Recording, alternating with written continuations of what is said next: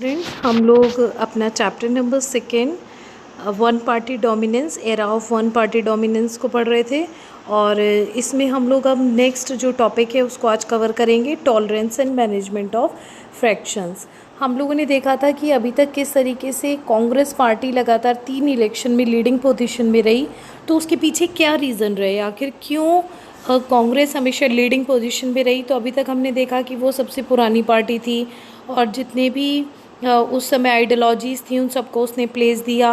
और आज हम लोग पढ़ेंगे tolerance and management of fractions. मतलब इसका ये हुआ कि जो गुटों में तालमेल और जो सहनशीलता थी वो कांग्रेस का सबसे बड़ा हमारे सामने एग्जाम्पल रही। This coalition like character of the Congress give it's an unusual strength. मतलब जो कांग्रेस का ये जो गठबंधन वाला जो स्वभाव था उसने उसे एक असाधारण ताकत दी थी। Firstly, a coalition accommodates all those who joined it. Therefore, it has to avoid any extreme position and strike a balance on almost all issues.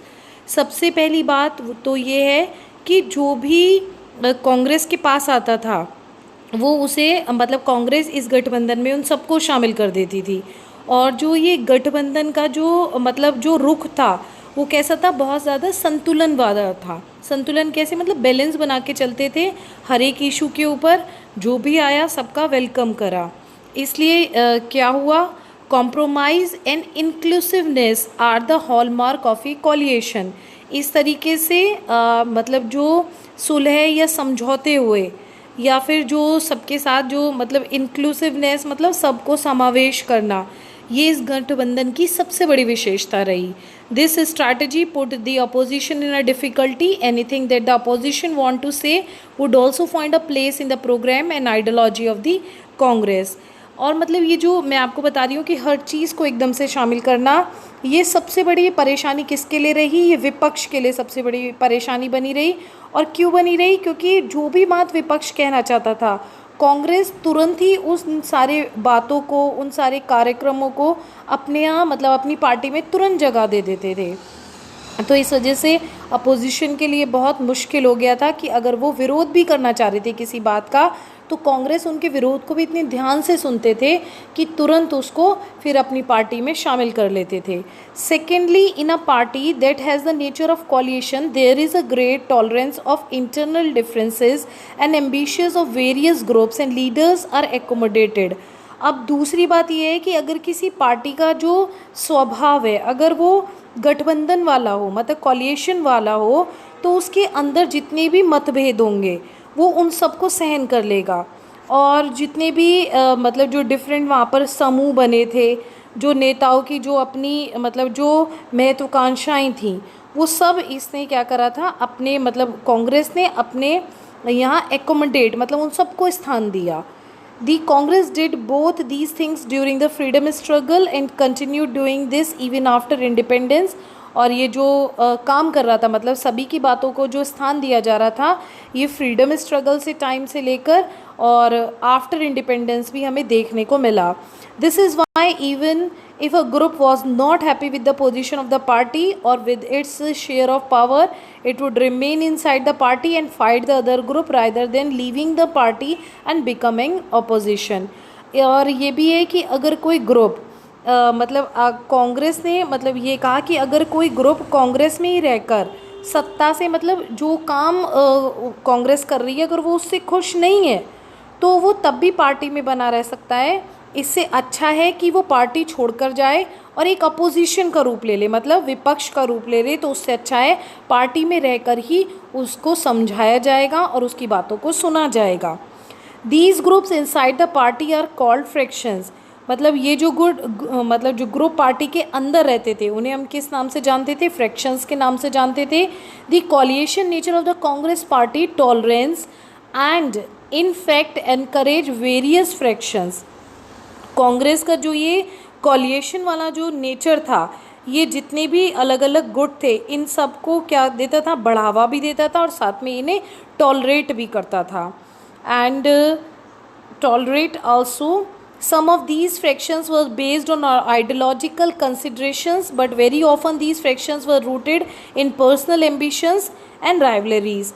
मतलब ये जो गुट थे, ये जो गुट कांग्रेस में बने हुए थे, ये ज़्यादातर कैसे थे, ये मतलब पर्सनली किसी व्यक्तिगत महत्वाकांक्षा या प्रतिस्पर्धा, मतलब जो हम एक वो देखते हैं ना, राइवलरीज कह देते हैं जिसको, उस स्वभाव से ये जो गुट थे ये काम करते थे।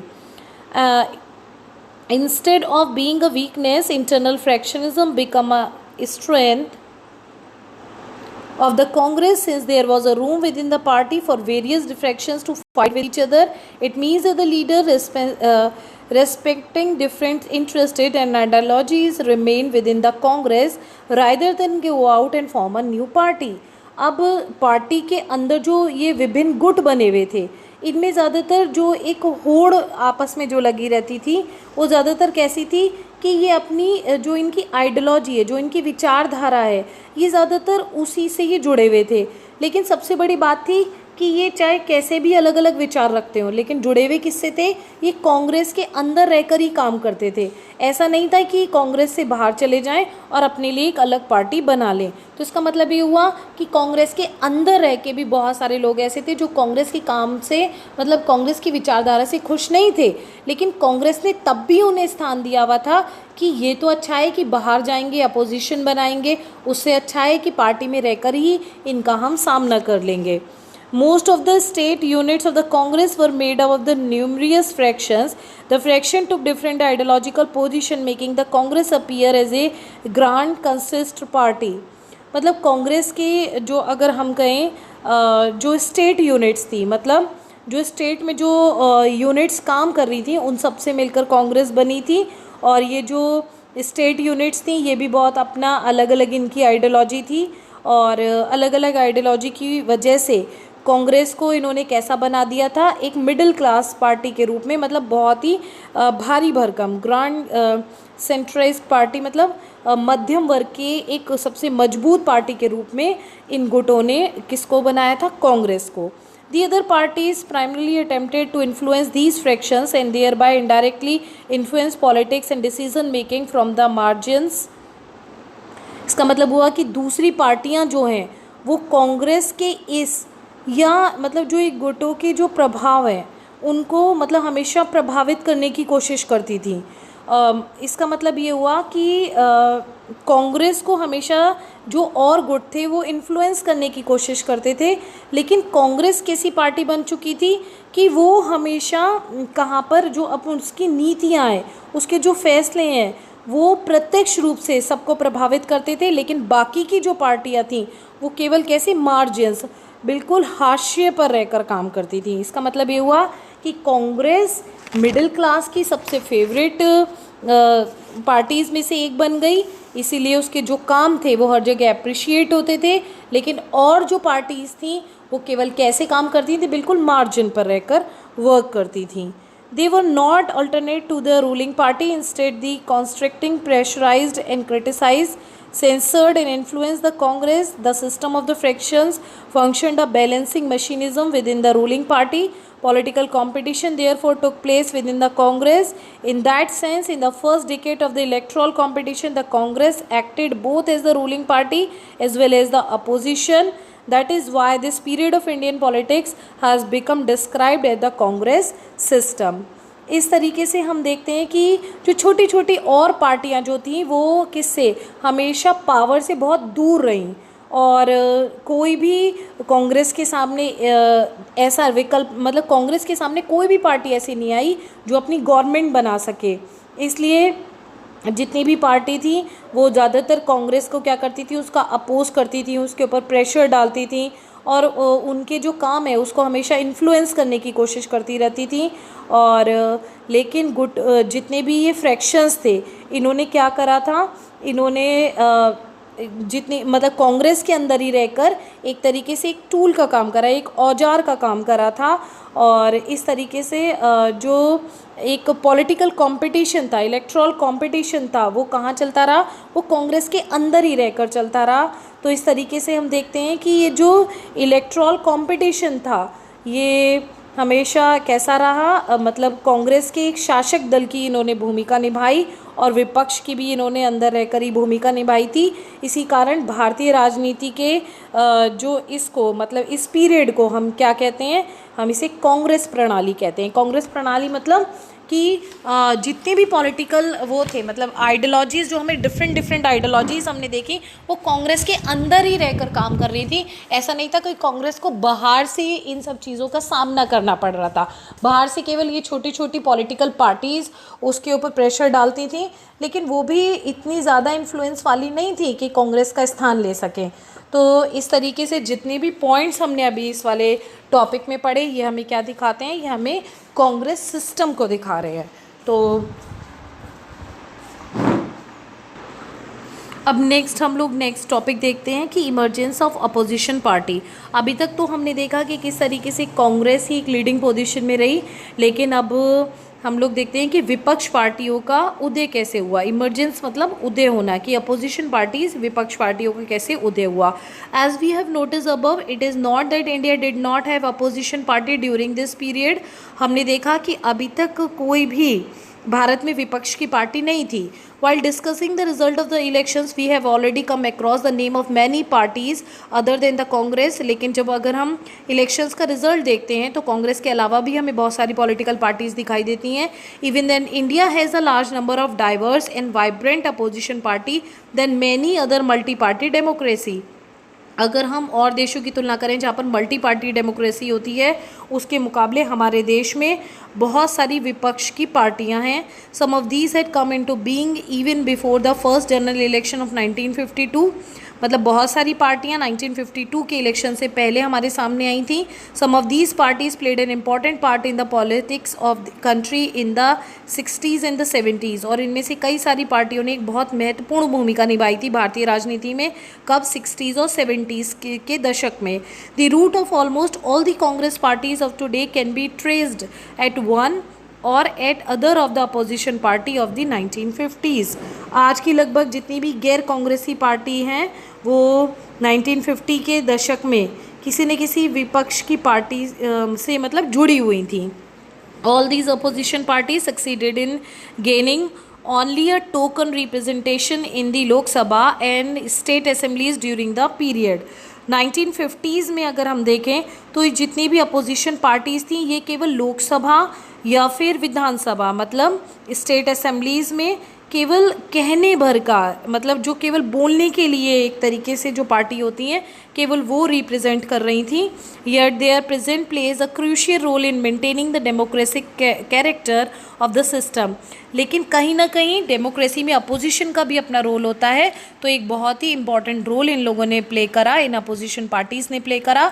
These parties offered a sustained and often principled criticism of the politics and practice of the Congress party.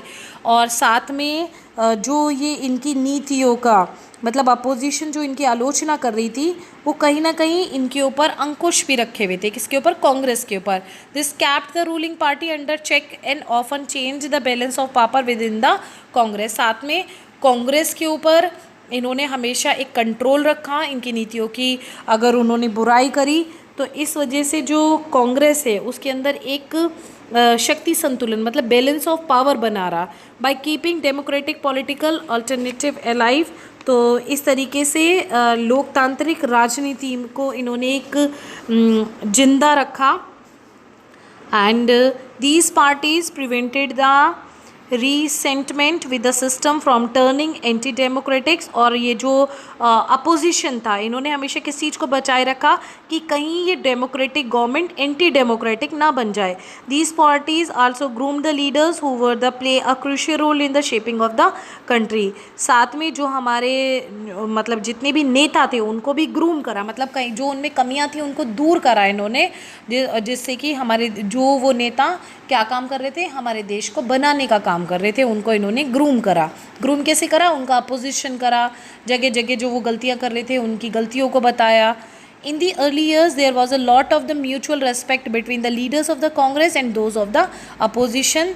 The interim government that ruled the country after the declaration of the independence and the first general election, including opposition leaders like Dr. Ambedkar and Shyam Prasad Mukherjee in the cabinet. Jawaharlal Nehru often referred to his fondness for the Socialist Party and invited socialist leaders like Jayaprakash Narayanan to join his government. This kind of personal relationship with and respect for political advisories declined after the party competition grew more intense. ये कह रहे हैं कि शुरुआती सालों में मतलब विपक्ष का और कांग्रेस का बहुत ही अच्छा मतलब सम्मानजनक एक रिश्ता बना रहा। और मतलब जैसे मतलब जो इंडिपेंडेंस के बाद जो सरकार बनी थी उसने अपने जो मिनिस्टर्स बनाए, जो अपने लिए मिनिस्टर्स को अपॉइंट करा, उसमें डॉक्टर अंबेडकर को और श्याम प्रसाद मुखर्जी जो मतलब कैसे थे अपोजिशन के लीडर्स थे उनको भी शामिल किया गया। और साथ में जो पंडित जवाहरलाल नेहरू थे वो अक्सर सोशलिस्ट पार्टी से अपना एक मतलब बहुत लगाव दिखाते थे।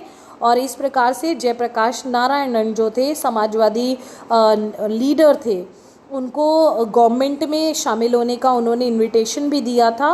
और इस तरीके से जो उनका एक पॉलिटिकल रिलेशन था वो ज़्यादातर कैसा था, वो चाहते थे कि इस तरीके के लोग पार्टी में शामिल हो। मतलब पंडित जवाहरलाल नेहरू ये चाहते थे कि इस तरीके के लोग मतलब चाहे वो अपोजिशन वाले भी हैं लेकिन अगर वो कुछ बदलाव लाना चाहते हैं या उनके विचार बहुत अच्छे हैं तो वो भी कांग्रेस में शामिल हो सकते हैं। Thus this first phase of democratic politics in our country was quite unique. The inclusive characters of the national movement led by the Congress enables it to attract different sections, groups and interests, make it a broad based social and ideological coalition.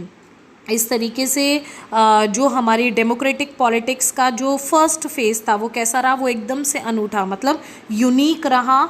और इसमें सारे जितने भी जो राष्ट्रीय आंदोलन हुए, जो नेशनल मूवमेंट हुए थे, उनका जो कैरेक्टर था वो हमें साफ दिखाई देता था। और उसको किसने लीड करा था, वो कांग्रेस ने लीड करा था। और इस तरीके से कांग्रेस में जो डिफरेंट सेक्शंस थे, ग्रुप्स थे और इंटरेस्ट मतलब जो अलग अलग हितों के लोग थे वो सभी लोग इससे जुड़े हुए थे। मतलब एक आइडियोलॉजी थी या आइडियोलॉजिकल कॉलिएशन इसको कह सकते हैं। दी आइडियोलॉजिकल कॉलिएशन भी हमने यहाँ पर देखा। और the key role of the Congress in the freedom struggle that gives it a hard head start over others is the ability of the Congress to accommodate all interest and all aspirations of political power steadily declined. Other political parties started gaining greater significance. Thus, Congress dominance constitutes only one phase in the politics of the country. We shall come to the other phase in the later part of the textbook. इस तरीके से हमने देखा जो कांग्रेस थी वो सामाजिक और जो आइडियोलॉजिकल जो हमने देखा मतलब कांग्रेस ने कॉलिएशन किस किस चीज़ का करा, उसने सोशली भी करा और आइडियोलॉजिकली भी करा। और इस तरीके से जो कांग्रेस थी कांग्रेस ने जो आज़ादी के बाद की जो लड़ाई थी उसमें भी एक बहुत महत्वपूर्ण भूमिका निभाई और दूसरी पार्टियों को भी उसने हमेशा बढ़ावा दिया। और जो भी पॉलिटिक्स से जुड़ना चाहते थे मतलब जो भी राजनीतिक सत्ता हासिल करना चाहते थे उन सबको इसने अपनी पार्टी में जगह दी थी। तो इस तरीके से कांग्रेस का जो हम डोमिनेंस देखते हैं वो डोमिनेंस जो है वो देश की राजनीति के सिर्फ एक ही दौर में हमें देखने को मिला। और बाकी को हम मतलब बाकी जो चेंजेस हमारी पॉलिटिक्स में आए वो हम और चैप्टर में देखेंगे। तो इस प्रकार से मतलब हमने देखा कि कांग्रेस क्यों, वो कौन कौन सी क्वालिटीज़ थी कांग्रेस के अंदर जिसे उसने हमेशा लगातार इन 3 इलेक्शंस में एक डोमिनेंस पोजीशन पर दिखाया था। आज के लिए हम लोग यहीं पर एंड करते हैं और नेक्स्ट वीडियो में हम लोग हमारी जो पॉलिटिकल पार्टीज़ बची हैं कौन कौन सी, भारतीय जनसंघ और सेकंड हमारी स्वतंत्र पार्टी, इन 2 पार्टीज़ के बारे में पढ़ेंगे। Thank you.